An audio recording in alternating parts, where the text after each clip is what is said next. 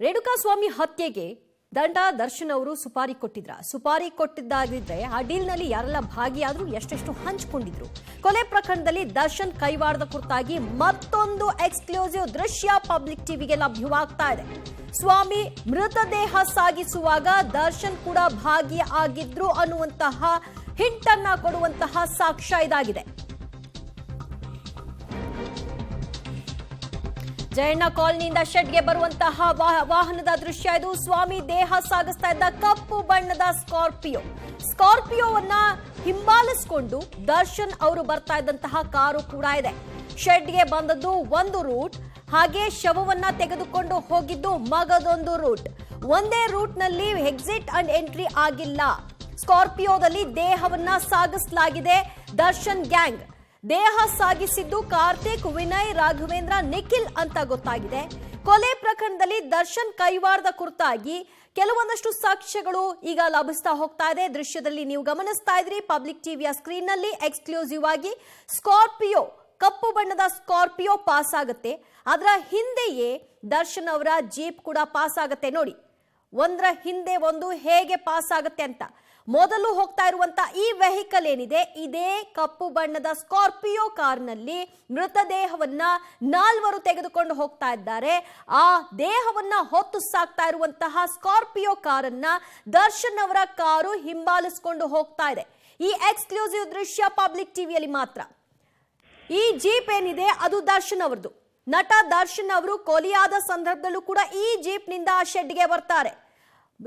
ಮಧ್ಯರಾತ್ರಿ ಸುಮಾರು 3:45 ಸಂದರ್ಭ ಇದು. ಹಾಗಾಗಿ ಅಷ್ಟು ಕತ್ತಲಲ್ಲಿ ಆವರಿಸಿಕೊಂಡಿದೆ. ಮೊದಲು ಕಪ್ಪು ಬಣ್ಣದ ಕಾರ್ ಹೋಗುತ್ತೆ, ಅದು ಸ್ಕಾರ್ಪಿಯೋ ಕಾರ್. ಆ ಕಾರ್ನಲ್ಲಿ 4 ದರ್ಶನ್ ಅವರ ಆಪ್ತರಿರ್ತಾರೆ. ಈ ಕೊಲೆ ಪ್ರಕರಣದಲ್ಲಿ ಭಾಗಿಯಾಗಿರ್ತಕ್ಕಂತಹ ಆರೋಪಿಗಳು. ಅವರು ಈ ಕಾರ್ನಲ್ಲಿ ಸೇಫ್ ಆಗಿ ಮೃತದೇಹವನ್ನ ತೆಗೆದುಕೊಂಡು ಹೋಗ್ತಾರೆ. ನೋಡಿ, 3 ದೃಶ್ಯಗಳನ್ನ ನೀವು ಪ್ರತ್ಯೇಕವಾಗಿ ನೋಡ್ತಾ ಇದ್ದೀರಿ. ಒಂದು ದರ್ಶನ್ ಅವರ ಜೀಪ್, ಅದು ಕೆಂಪು ಬಣ್ಣದ ದರ್ಶನ್ ಅವರ ಜೀಪ್ ಅಲ್ಲಿಗೆ ಅಂದ್ರೆ ಆ ಶೆಡ್ ಇರುವಂತಹ ಸ್ಥಳಕ್ಕೆ ಬರ್ತಾ ಇರುವಂತಹದ್ದು, ಮತ್ತು ಮೃತದೇಹ ಹೊತ್ತು ಸಾಗುವಂತಹ ಸಂದರ್ಭದಲ್ಲಿ ಸ್ಕಾರ್ಪಿಯೋ ಹೋದ ನಂತರದಲ್ಲಿ ದರ್ಶನ್ ಅವರ ಜೀಪ್ ಕೂಡ ಪಾಸ್ ಆಗುವಂತಹದ್ದು. ಈ 3 ವಿಜುವಲ್ ಅಲ್ಲಿ ಸ್ಪೆಸಿಫಿಕ್ ಆಗಿ ಕಾಣಿಸ್ತಾ ಇದೆ. ಆ ಮೃತದೇಹವನ್ನ ಹೊತ್ತು ಸಾಕ್ತಾ ಇರೋರನ್ನ ದರ್ಶನ್ ಹಿಂಬಾಲಿಸ್ತಾ ಇದ್ದಾರೆ ಅನ್ನುವಂಥದ್ದು. ಮೊದಲನೇದಾಗಿ ಆ ಸ್ಥಳದಲ್ಲಿ ಕೊಲೆ ಆಗಿ ಸಾವನ್ನಪ್ಪಿದ್ದಾನೆ ಅಂತ ಖಾತ್ರಿ ಪಡಿಸಿದ ನಂತರದಲ್ಲಿ ಹೋಟೆಲ್ ಒಂದರಲ್ಲಿ ಇದ್ದಂತಹ ದರ್ಶನ್ ಅವರು ನೇರವಾಗಿ ಅದೇ ಅವರ ವಾಹನದಲ್ಲಿ ಬರ್ತಾರೆ. ಅದು ಕೆಂಪು ಬಣ್ಣದ ಜೀಪ್ ಏನಿದೆ, ಆ ಜೀಪ್ ನಲ್ಲಿ ದರ್ಶನ್ ಅವರು ಬರ್ತಾರೆ. ಸೊ ಆ ದೃಶ್ಯ ನೋಡ್ತಾ ಇದ್ರಿ, ಶೆಡ್ಗೆ ಅವರು ಬರುವಂತಹ ದೃಶ್ಯ. ಮಗದೊಂದು ದೃಶ್ಯ, ಅವರು ಅಲ್ಲಿಂದ ಎಂಟ್ರಿ ಆಗಿ ನಂತರ ಎಕ್ಸಿಟ್ ಆಗುವಂತ ಹೊತ್ನಲ್ಲಿ ಕಪ್ಪು ಬಣ್ಣದ ಸ್ಕಾರ್ಪಿಯೋ ಕಾರ್, ಆ ಸ್ಕಾರ್ಪಿಯೋ ಕಾರ್ನಲ್ಲಿ ಕಾರ್ತಿಕ್ ಸೇರಿದಂತೆ 4 ಇದ್ದಾರೆ. ಸೊ ಇದು 4ನೇ ದೃಶ್ಯ ನೀವು ಸ್ಕ್ರೀನ್ ಅಲ್ಲಿ ನೋಡ್ತಾ ಇರೋದು ಎಕ್ಸ್ಕ್ಲೂಸಿವ್ ಆಗಿ. ಇದು ಬಾಡಿಯನ್ನ ಸಾಗಿಸಲಾಗ್ತಾ ಇರುವಂತದ್ದು. ರೇಣುಕಾಸ್ವಾಮಿಯ ಹತ್ಯೆ ಆದ ನಂತರದಲ್ಲಿ ಕನ್ಫರ್ಮ್ ಆಗಿ ಆತ ಮೃತಪಟ್ಟಿದ್ದಾನೆ ಅಂತ ಕನ್ಫರ್ಮ್ ಆದ ಬಳಿಕ ಅದನ್ನ ತೆಗೆದುಕೊಂಡು ಹೋಗಿ ಬಿಸಾಕೋಣ ಅಂತ ನಿರ್ಧಾರವನ್ನ ಮಾಡ್ತಾರೆ. ಅದಕ್ಕೆ ಅವರು ನಿರ್ಧರಿಸಿದಂತಹ ಸಮಯ ಮಧ್ಯರಾತ್ರಿ. ಸೊ ಆ ಮಧ್ಯರಾತ್ರಿ ಕಪ್ಪು ಬಣ್ಣದ ಸ್ಕಾರ್ಪಿಯೋ ಕಾರ್ನಲ್ಲಿ ಆ ಮೃತದೇಹವನ್ನ ಹೊತ್ತು ಸಾಗುತ್ತೆ. ಸುಮನಹಳ್ಳಿಯ ಮೋರಿ ಹತ್ರ ಇದನ್ನ ಬಿಸಾಕ್ಬೇಕು ಅಂತ ನಿರ್ಧರಿಸಿ ಪಾಸ್ ಆಗ್ತಾ ಇರೋ ಹೊತ್ನಲ್ಲೇ ಆ ಸ್ಕಾರ್ಪಿಯೋ ವಾಹನದ ಹಿಂದೆಯೇ ದರ್ಶನ್ ಅವರ ಕಾರು ಕೂಡ ಪಾಸ್ ಆಗ್ತಾ ಇರೋದನ್ನ ಗಮನಿಸ್ತಾ ಇದ್ದೀವಿ.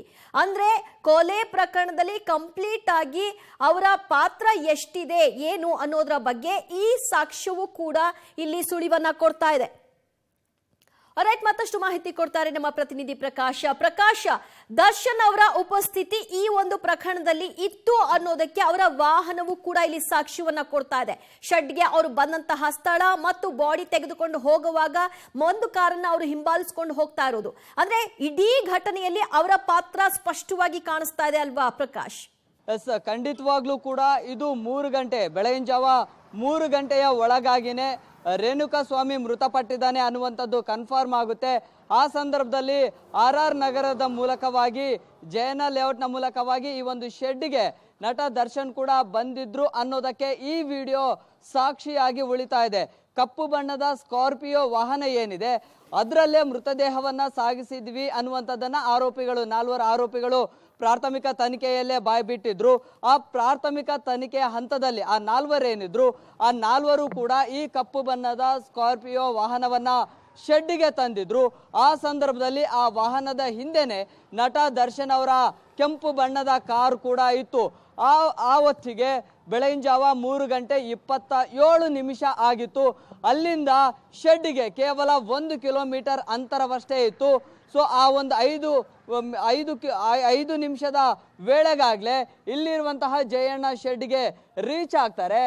ಬಹುಶಃ ಬೆಳಗಿನ ಜಾವ 3:33 ಶೆಡ್ಗೆ ಬಂದು ಇಲ್ಲಿ ಮೃತದೇಹವನ್ನ ಚೀಲದಲ್ಲಿ ತುಂಬಿಕೊಂಡು ಬದಲಿ ರೂಟ್ನ ಮೂಲಕವಾಗಿ ಹೋಗ್ತಾರೆ ಅನ್ನುವಂಥದ್ದಕ್ಕೆ ಬಹುಶಃ ಈ ವಿಜುವಲ್ಸ್ ಏನಿದೆ ಅದು ಪುಷ್ಟಿ ಕೊಡುವಂತಿದೆ.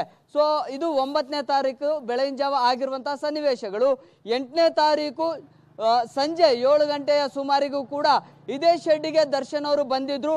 ಅದೇ ಅಗೇನ್ ಕೆಂಪು ಬಣ್ಣದ ಕಾರು, ಅದೇ ಕಾರ್ನ ಮೂಲಕವಾಗಿ ಬಂದಿದ್ರು ಅನ್ನೋದಕ್ಕೆ ಒಂದು CCTV ವಿಜುವಲ್ಸ್ ಕೂಡ ಸಿಕ್ಕಿತ್ತು. ಇದು 2ನೇ ವಿಜುವಲ್ಸು 9ನೇ ತಾರೀಕು ಬೆಳಗಿನ ಜಾವ 3:27 ಸಂದರ್ಭ. ಸೊ ಅವಾಗ ಮೃತದೇಹವನ್ನ ಶಿಫ್ಟ್ ಮಾಡಿದ್ದು 3:40 ಅಂತ ಆರೋಪಿಗಳು ಪೊಲೀಸರ ಮುಂದೆ ಒಪ್ಕೊಂಡಿದ್ರು. ಇದು ಬಂದಿರೋದು 3:27 ಅಂದ್ರೆ ಸುಮಾರು 15 ನಿಮಿಷ ಮುಂಚಿತವಾಗಿ, ಅಂದ್ರೆ ಹಿಂದೆ ಆ ಮೃತದೇಹವನ್ನ ಶಿಫ್ಟ್ ಮಾಡೋದಕ್ಕೆ ಬರ್ತಾ ಇರುವಂತಹ ದೃಶ್ಯಾವಳಿಗಳು. ಸೊ ಈ 2 ದೃಶ್ಯಾವಳಿಗಳೇ ಸಾಕು. ನಟ ದರ್ಶನ್ ಅವರು ಕೂಡ ಕಂಪ್ಲೀಟ್ ಆಗಿ ಇಲ್ಲಿ ಇದ್ರು, ಇವರ ಇನ್ವಾಲ್ವ್ಮೆಂಟ್ ಕೂಡ ಇತ್ತು ಅನ್ನುವಂಥದ್ದು ಮೇಲ್ನೋಟಕ್ಕೆ ಮೇಲ್ನೋಟಕ್ಕೆ ಗೊತ್ತಾಗ್ತಾ ಇದೆ. ಕಪ್ಪು ಬಣ್ಣದ ಸ್ಕಾರ್ಪಿಯೋನಲ್ಲಿಯೇ ಶಿಫ್ಟ್ ಮಾಡಿದ್ದಾರೆ ಅನ್ನುವಂಥದ್ದು ಕನ್ಫರ್ಮು. ಆದ್ರೆ ಅದರ ಹಿಂದೆ ಕೂಡ ನಟ ದರ್ಶನ್ ಅವರ ಕಾರ್ ಇತ್ತು ಅನ್ನುವಂಥದ್ದಕ್ಕೆ ಇದು ಕೂಡ ಒಂದು ಪ್ರಬಲವಾಗಿರುವಂತಹ ಸಾಕ್ಷಿಯಾಗಿ ಉಳಿಯುತ್ತೆ.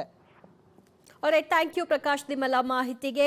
RR ನಗರ ಮುಖ್ಯ ರಸ್ತೆಯಿಂದ ಜಯಣ್ಣ ಲೇಔಟ್ ರಸ್ತೆಗೆ ಎಂಟ್ರಿ ಕೊಡುವಂತಹ ಒಂದು ದೃಶ್ಯ ನಾವು ಗಮನಿಸಬಹುದು ಮತ್ತು ಎಕ್ಸಿಟ್ ಆಗುವಂತಹ ಒಂದು ರೂಟ್ ಕೂಡ ಪರ್ಯಾಯವಾಗಿ ಕಾಣಿಸುತ್ತೆ.